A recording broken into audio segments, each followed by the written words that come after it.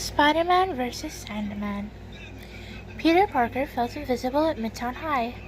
Today was especially hard because his two best friends, Mary Jane Watson and Harry Osborn, were on a drama club field trip to see a play.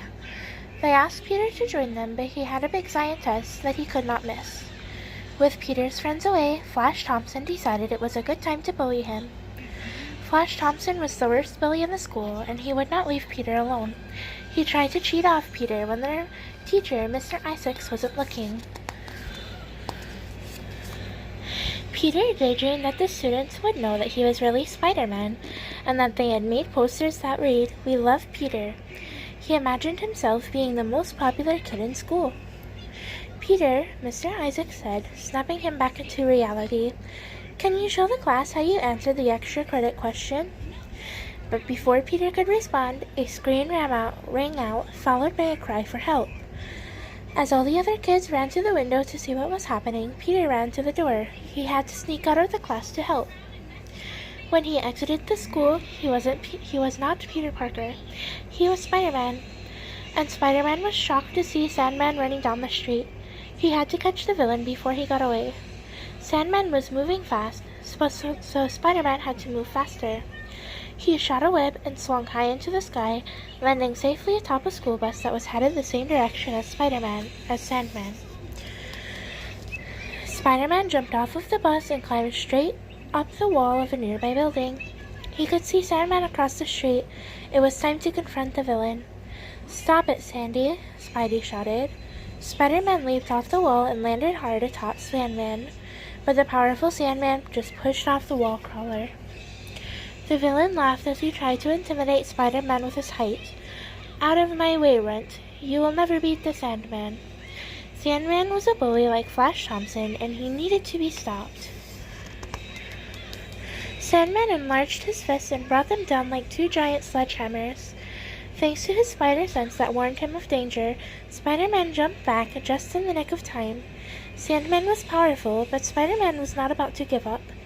Spidey was going to use his smarts to defeat this evil criminal, just like he had with hard math problems at school. With all of his strength, Spider-Man punched Sandman, but the web-slinger's hand went right through the villain's body. "This is going to be harder than I thought," Spider-Man said to himself.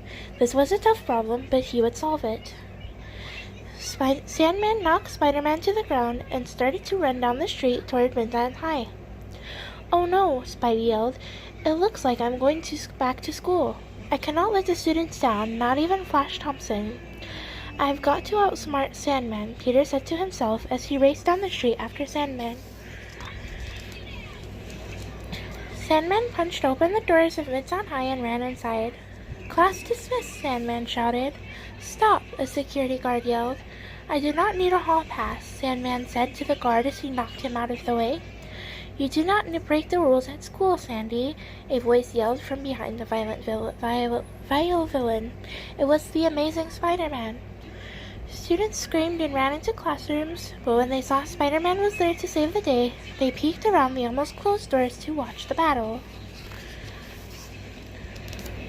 Spider-Man saw Mr. Johnson, the school janitor, and had an idea. He knew how to solve this problem. Spidey shot a web line and grabbed the janitor's vacuum cleaner.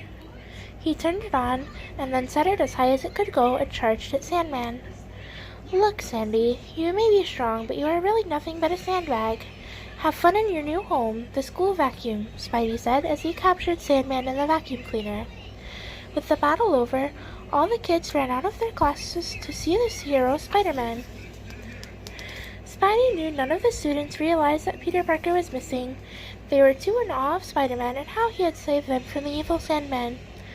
Secretly, Peter wanted to remove his mask and show the school, especially Flash Thompson, who he really was, but he did not. As Uncle Ben always said, with great power comes great responsibility.